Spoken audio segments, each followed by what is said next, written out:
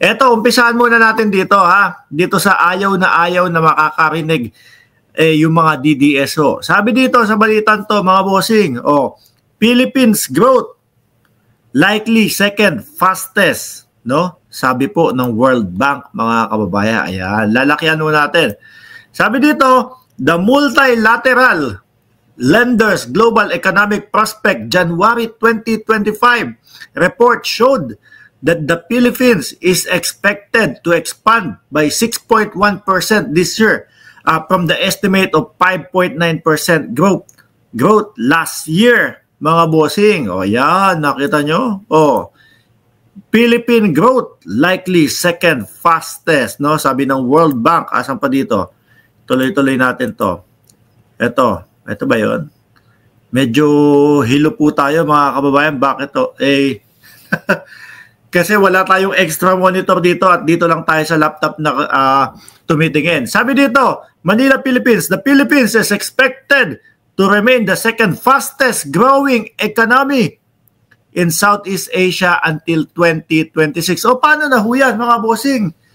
No? Paano na po yung mga sinasabi ng mga DDS? Paano na po yung sinasabi ni Inday Sara Duterte, mga kababayan?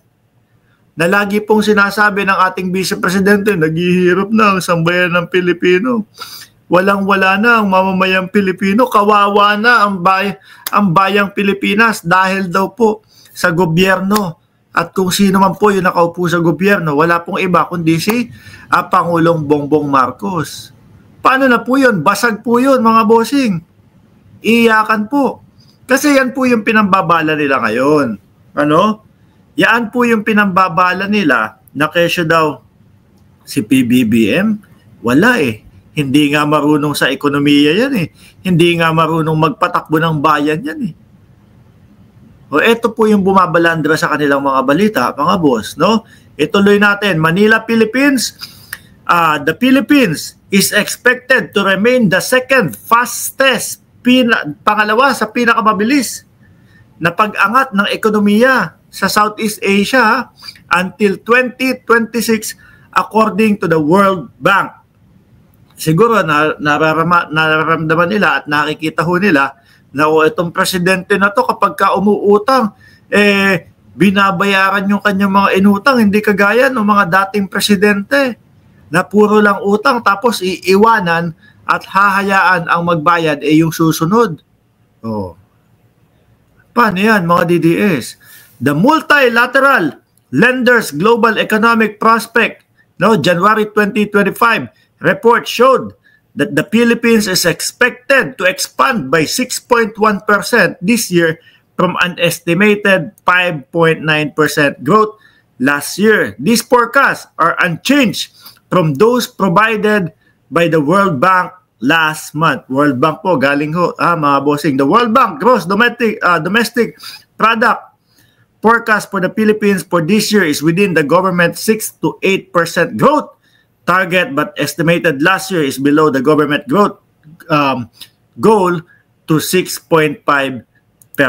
Patay na, yari na, no? Sira yung mga palabas ng mga DDS na naghihirap po ang Pilipinas. Lagi ho nilang binabala, naku, ayan, yung siling panigang, napakamahal na. Naku, ang kamatis, 20 pesos na. Kasi ho, yung mga ganun, mga kababayan, hindi naman din ho maiiwasan tumaas yun, lalong-lalo na ho, kung sakali, yung mga pinagkukuhanan po ng mga ganong gulay, yung pinagkukuhanan po ng mga ganong produkto, minsan may kalamidad, minsan mahirap po yung transportasyon papunta doon sa mga palengke.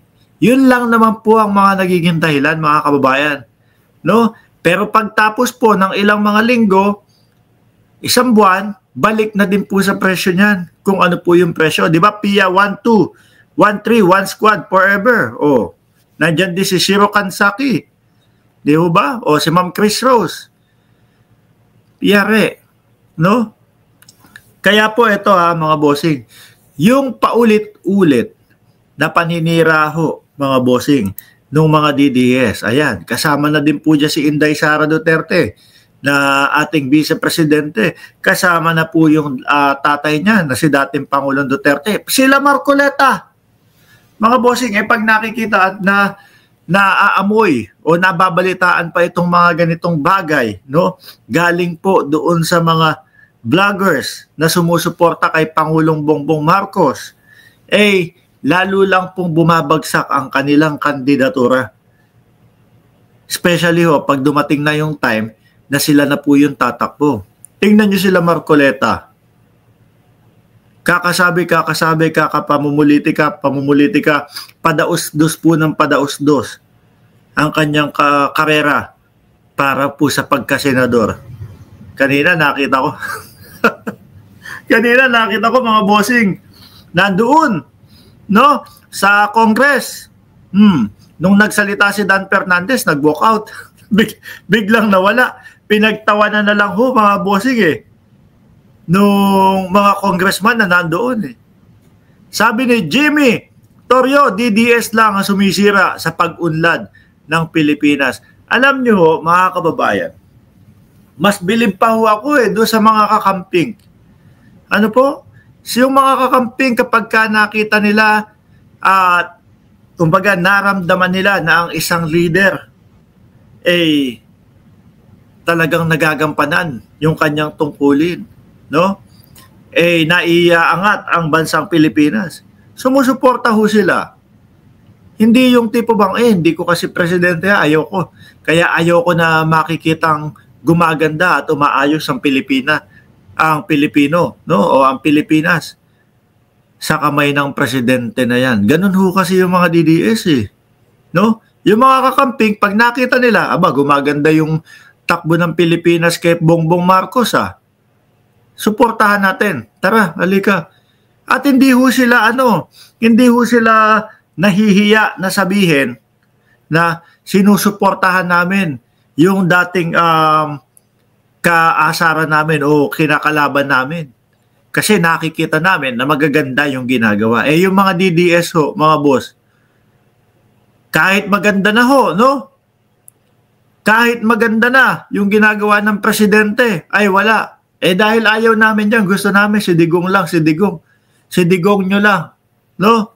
Yung putang na matanda na, sorry.